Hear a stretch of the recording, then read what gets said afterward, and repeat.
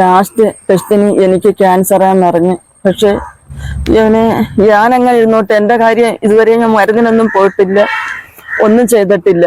പക്ഷെ എന്നെ ഇനി ആരും നോക്കണ്ട. പക്ഷെ എൻ്റെ കൊച്ചിന് ആരെങ്കിലും ചെയ്യണമായിരുന്നു എന്ന് മാത്രം നിങ്ങൾ സഹായിക്കണം എല്ലാവരും.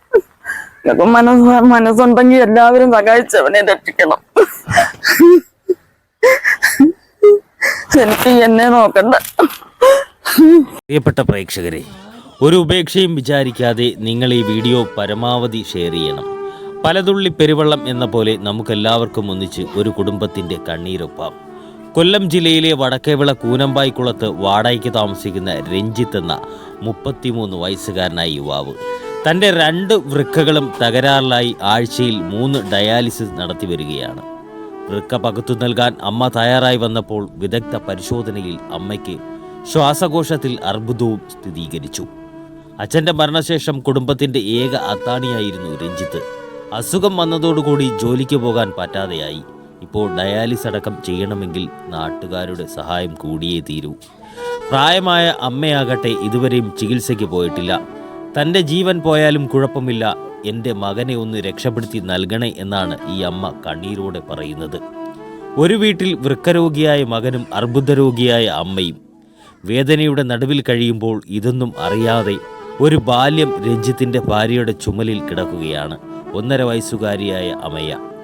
അറിവിൻ്റെ ലോകത്തേക്ക് എത്തുമ്പോൾ അവളുടെ അച്ഛനും മുത്തശ്ശിയും പൂർണ്ണ ആരോഗ്യമുള്ളവരായി മാറാൻ നമുക്ക് പ്രാർത്ഥിക്കാം. നമുക്ക് സഹായിക്കാം ഈ കുടുംബത്തിനെ. വീഡിയോ മറ്റുള്ളവരിലേക്ക് എത്തിക്കാതിരിക്കാൻ മറക്കരുത്. എവിടെ നിന്നെങ്കിലും ഒരൽപ്പം പ്രകാശം തങ്ങളുടെ ജീവിതത്തിലേക്ക് കടന്നു വരുമെന്നാണ് ഇവർ വിശ്വസിക്കുന്നത്. അതിനായി നമുക്കൊന്നിക്കാം, ഒരുമിക്കാം. എല്ലാവരായിട്ട് 4 വർഷമാവുന്നു. എനിക്ക് പറയാൻ പോലും അത് ഓർക്കാൻ സങ്കടം വരും. പറഞ്ഞ വാക്ക് പുറത്തോട്ട് വരത്തില്ല. ഞങ്ങളെ നോക്കിക്കൊണ്ടുന്ന മോനായിരുന്നു. പിന്നെ തൻ്റെ 26 വയസ്സായപ്പോൾ അവൻ്റെ അച്ഛൻ മരിച്ചു. അന്നോട്ട് ഇത്തിരി കൂടെ കരുതലോട് മോൻ ഞങ്ങളെ നോക്കി. വാടക വീട്ടില് വാടകയും കൊടുത്ത് അവസാനം അമേരിക്കുമ്പോഴും അവന് ഛർദിലും തലവേദനയും ആയത്. അങ്ങനെ അവനെ ചെറിയ ചെറിയ ഹോസ്പിറ്റലിൽ കൊണ്ടുപോയി ചികിത്സിച്ചു. അന്നേരം അവന് ഒന്നും അറിയുന്നില്ല, തലവേദനയാണെന്ന് അവര് പറയുന്നത് ഡോക്ടർമാര്. പിന്നെ അവൻ ബ്ലഡ് ഛർദിച്ച് പറഞ്ഞപ്പോഴാണ് ഞങ്ങൾക്ക് പരിശോധനയ്ക്ക് വന്നപ്പോഴാ കിഡ്നിക്ക് 2 കംപ്ലൈന്റ് ആണെന്നത്. അങ്ങനെ കൊണ്ടുപോയി മെഡിക്കൽ കോളേജിലെ ചികിത്സയിലിരുന്നതായിരുന്നു. അവിടുന്ന് പിന്നെ ഞങ്ങള് അവിടുന്ന് ഇത് മേടിച്ചും കൊണ്ട് ഞങ്ങൾ പിന്നെ ഇവിടെ പോയി കോഴിക്കോട് പോയി ചികിത്സയിൽ കഴിഞ്ഞുകൊണ്ടിരുന്നപ്പോൾ എല്ലാ ടെസ്റ്റുകളും നടന്നത്. ലാസ്റ്റ് കൊടുക്കാനായിട്ട് ആരും ഇല്ലാഞ്ഞ് ഞാൻ ചെന്ന് മുതിർന്നു നിന്ന് ഞാൻ കൊടുക്കാമെന്നും പറഞ്ഞ് മോന്. അന്നേരം ആ ടെസ്റ്റുകളെല്ലാം നടന്നുകൊണ്ട് കുഞ്ഞുങ്ങൾ ഞങ്ങളെ സഹായിച്ചായിരുന്നു, എൻ്റെ കൂട്ടുകാർ. അങ്ങനെ ചെന്നപ്പോഴാണ് ഇങ്ങനെ ടെസ്റ്റുകൾ നടന്നിരുന്ന് ലാസ്റ്റ് ഒരു ടെസ്റ്റിന് എനിക്ക് എന്തോ തകരാറായ അമ്മയ്ക്ക് കുഴപ്പമുണ്ടെന്ന് അറിഞ്ഞത് സ്കാൻ ചെയ്തപ്പോൾ. അപ്പോഴും ലാസ്റ്റ് എനിക്കും ക്യാൻസറാന്ന് പറയുന്നു. ഇതുവരെ എനിക്ക് എന്നെ കൊണ്ട് മരുന്നിനൊന്നും പോയിട്ടില്ല. ചികിത്സയ്ക്ക് കൊണ്ടുപോകുന്നവനാ ഇങ്ങനെ കിടക്കുന്നത്.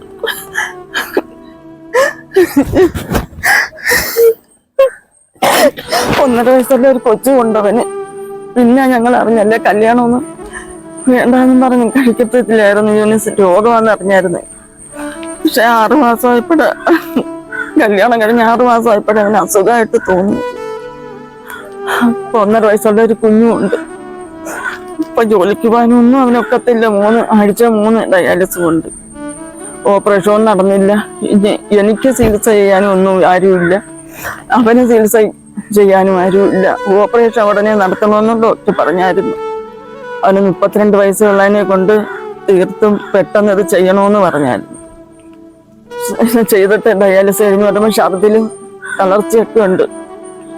എന്നെ കൊണ്ട് ഇതുവരെ ആശുപത്രി പോകാൻ ഒത്തില്ല.